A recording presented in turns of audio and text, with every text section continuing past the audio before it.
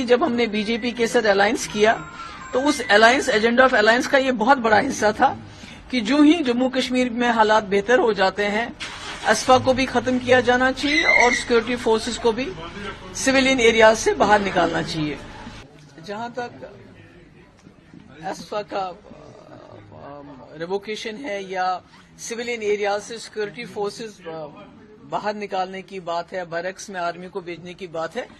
یہ جموں کشمیر کے لوگوں کی بہت ہی امپورٹنٹ ڈیمانڈ رہی ہے اور کئی سالوں سے رہی ہے اور P D P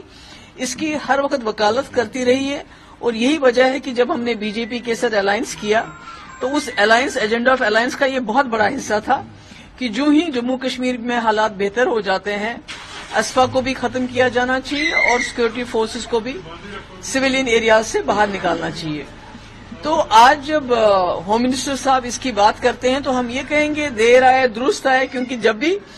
Mehbooba Mufti یا پی ڈی پی اس کی وکالت کرتے تھے، اس کی بات کرتے تھے تو مجھے کہا جاتا تھا یہ اینٹی نیشنل ہے، یہ آرمی کے خلاف ہے، یہ ملک کے خلاف ہے. تو اب ہم یہ سوچ رہے ہیں کہ بات الیکشن کے وقت انہوں نے کی ہے، کیا یہ واقعی سیریس ہے یا یہ ایک جملہ ہے؟ کیونکہ آپ کو یاد ہوگا کہ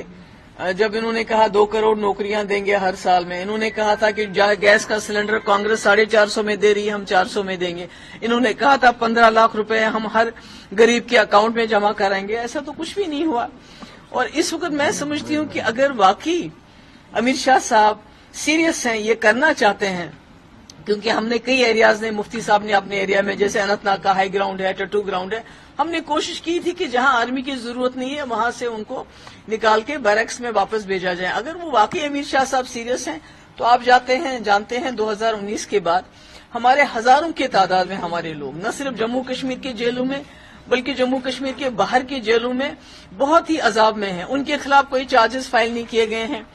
ان کا جو عدالتی کارروائی شروع نہیں ہو رہی ہے، بہت سارے لوگ اس میں بیمار ہیں، غریبوں کے بچے ہیں یہ. تو اگر وہ چاہتے ہیں کہ جموں کشمیر کے لوگوں کو جو انہوں نے زخم دیے کچھ اس میں مرہم ہو جائے، تو سب سے پہلے کتنے جرنلسٹ ہمارے بند ہیں، تو کم سے کم پہلے ان کو ریلیز کر دیں جن کے خلاف کوئی چارجز نہیں ہے، جن کی کارروائی نہیں ہوئی، جن کا کوئی الزام ان کے خلاف ثابت نہیں ہو. تو ہم سوچیں یہ سچ بول رہے ہیں، ادروائز تو یہ جملہ لگتا ہے.